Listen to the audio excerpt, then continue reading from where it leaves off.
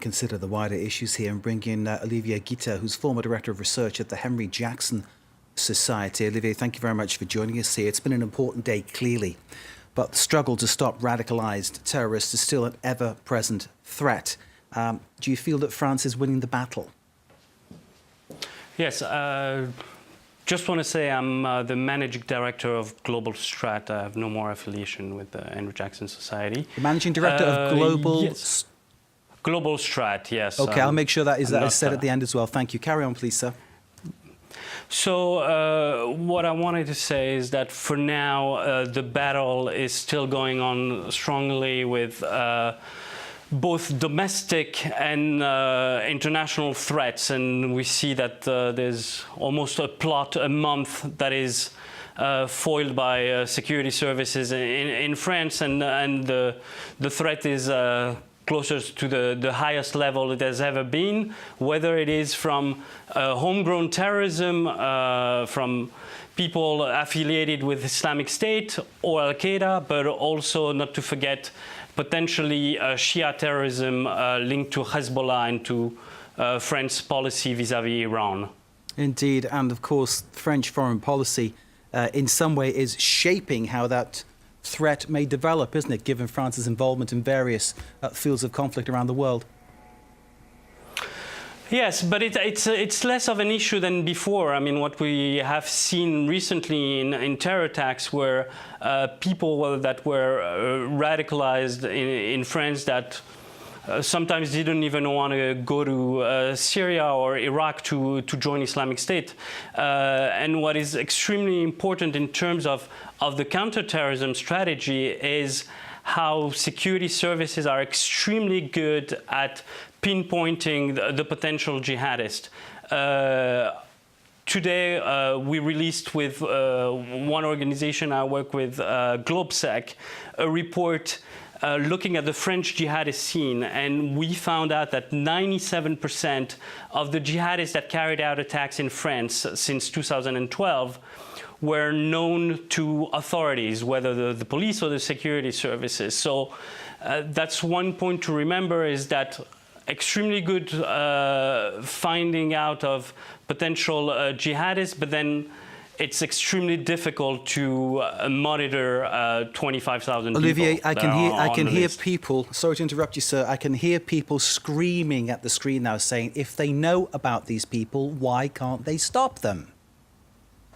So you have the exact point, and that's unfortunately one of the things that we're looking at in terms of the different models, is that whole screaming about what to do with the fiche S, the people that are on the terror watch list, and especially the foreigners or the dual nationals that are on this list. The question is, should we deport them like Italy does? Italy has a very no-tolerance policy for radicalization and has deported over 350 extremists in the past 2 years when they were convicted of radicalization. And incidentally, Italy, being at the top of the target list of Islamic states, for instance, has not weathered a terror attack until today. So I hear you loud and clear. I hear what's coming at them. I think it would be wise to look at the Italian model in some cases, especially the cases of foreigners on the watch list. Interesting. Now then, the future threats, Olivier. You mentioned earlier about people being radicalised within the French borders. I think you're thinking of the deprived suburbs of certain large cities, particularly Paris, of course. Toulouse has been mentioned in previous stories, Lyon too as well. Strasbourg, the most recent example. These marginalised young people in very deprived areas, is that where the biggest threat lies, or is it in people returning, radicalised people returning from the likes of Syria? I think the homegrown terrorism is much more problematic than returnees. I mean, I think that security services have have focused too much, and there was too much emphasis on the threat posed by people returning from Syria, and they lost a little bit the focus on the homegrown, and we've seen that the homegrown is there.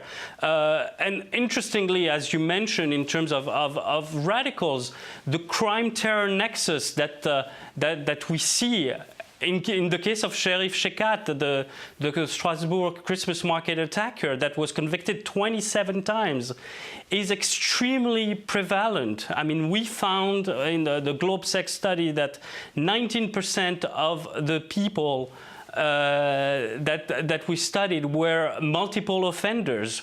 So there's this, from crime to jihad, there's just one step, and usually it happens in jails. Let me bring you back to 2015 and, of course, the events in January, which have been marked today, and then later on in the year, of course, November, the horrific events around about the Bataclan, various cafes in that part of Paris, and, of course, at the Stade de France. There was criticism of the authorities, police, investigative authorities, security services, that they didn't connect, their thinking wasn't joined up.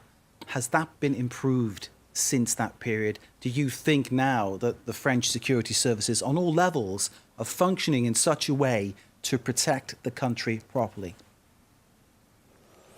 It has improved, I mean, no doubt about it, but also the European cooperation has improved, because remember, the people behind the November attack were all coming from Belgium, and there was this controversy that the Belgium didn't share information with the French, and Islamic State was very clear on pushing some of their followers to basically attack neighboring countries rather than their own country in order to muddle the threat with the security services.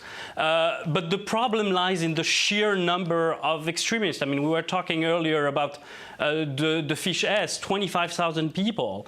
The security services have to make choices, unfortunately. They can, you know, follow and monitor 24/7 a few hundreds at one time, which means they're making bets all the time on people they think could be preparing a terror attack. And that was the case in the Charlie Hebdo. The Kouachi brothers were followed and monitored by the security services for 3 years.